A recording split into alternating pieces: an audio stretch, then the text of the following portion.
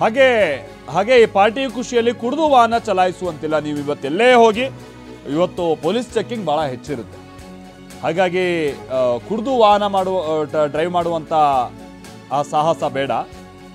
ಬೇರೆ ದಿವಸಗಳೆಲ್ಲ ಹೇಗೋ ಬಚಾವಾಗಿರ್ತೀರಾ, ಹಾಗಂತ ಇವತ್ತು ಅದೇ ಲಿನಿಯನ್ಸಲ್ಲಿ ಬಚಾವಾಗ್ಬಿಡ್ತೀವಿ ಅನ್ನುವಂಥ ರೀತಿ ಅಂತ ಯೋಚನೆ ಬೇಡ. ಪೊಲೀಸರು ಅಷ್ಟೊಂದು ಇವತ್ತು ಸುಲಭ ಇಲ್ಲ. ಇವತ್ತು ಭಾಳ ಹೆಚ್ಚಿನ ಟಫ್ ಇರುತ್ತೆ. ಇವತ್ತೆಲ್ಲ ತಪಾಸಣೆ ಮತ್ತೊಂದು ಅನ್ನುವಂಥದ್ದೆಲ್ಲ ಭಾಳ ವ್ಯವಸ್ಥೆಗಳನ್ನು ಮಾಡ್ಕೊಂಡಿದ್ದಾರೆ. ಹಾಗಾಗಿ ಜನ ಕುಡಿದು ವಾಹನ ಚಲಾಯಿಸಿ ಸುಮ್ಮನೆ 10,000 12,000 ಅಂತ ಫೈನ್ ಕಟ್ಟಿಸ್ಕೊಳ್ಳೋಕೆ ಹೋಗಬೇಡಿ. ಇದಕ್ಕೆ ಸಂಬಂಧಪಟ್ಟಂಗೆ ಎಲ್ಲ ರಾಮನಗರ ಭಾಗಕ್ಕೂ ಕೂಡ ಸಂಬಂಧಪಟ್ಟಂಗೆ SP ಮಾತನಾಡಿದರೆ ಬನ್ನಿ ಕೇಳೋಣ. ಈ ಹೊಸ ವರ್ಷದ ಆಚರಣೆಗೆ ಸಂಬಂಧಪಟ್ಟಂಗೆ ನಮ್ಮ ರಾಮನಗರ ಪೊಲೀಸ್ ಜಿಲ್ಲಾ ವ್ಯಾಪ್ತಿಯಲ್ಲಿ ಕೆಲವು ರೆಸಾರ್ಟ್ಸಲ್ಲಿ ಮತ್ತು ಕೆಲವು ಹೋಮ್ ಸ್ಟೇಗಳಲ್ಲಿ ಪಾರ್ಟಿ ಮಾಡಲಿಕ್ಕೆ ಅನುಮತಿಯನ್ನು ನಮಗೆ ಮತ್ತು ಕನ್ಸರ್ನ್ ಇಲಾಖೆಯವರಿಗೆ ಕೇಳಿದ್ದಾರೆ.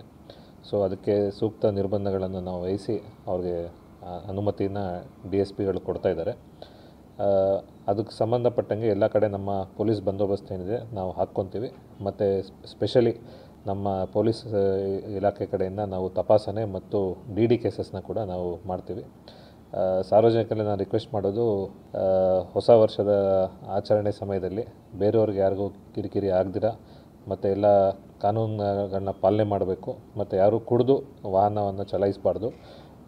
ಆ ಥರ ಏನು ಕುಡ್ದಿದ್ರೂ ಕೂಡ ಅವರು ಯಾರೋ ಸಂಬಂಧಿಕರ ಹತ್ರ ಯಾರು ಇರ್ತಾರೆ, ಯಾರು ಕುಡ್ದಿರಲ್ಲ ಅಂಥವ್ರ ಸಹಾಯದಿಂದ ಮನೆಗೆ ಹೋಗಬೇಕಂತ ನಾನು ವಿನಂತಿಸ್ಕೊಳ್ತೀನಿ. ಮೈಸೂರು ಎಕ್ಸ್ಪ್ರೆಸ್ ವೇಲಿ ಕೂಡ ನಾವು ಸ್ವಲ್ಪ ಪೊಲೀಸ್ ಹೈವೇ ಪೆಟ್ರೋಲ್ ವೆಹಿಕಲ್ಸ್ನ ಕೂಡ ಹೆಚ್ಚಿಗೆ ನಾವು ಡಿಪ್ಲಾಯ್ ಮಾಡ್ಕೊತೀವಿ. ಬೇರೆ ಎಲ್ಲ ರೀತಿಯ ಸೂಕ್ತ ಬಂದೋಬಸ್ತ್ ಏನಿದೆ ನಾವು ಅದನ್ನು ಮಾಡ್ಕೊಂಡಿದ್ದೀವಿ.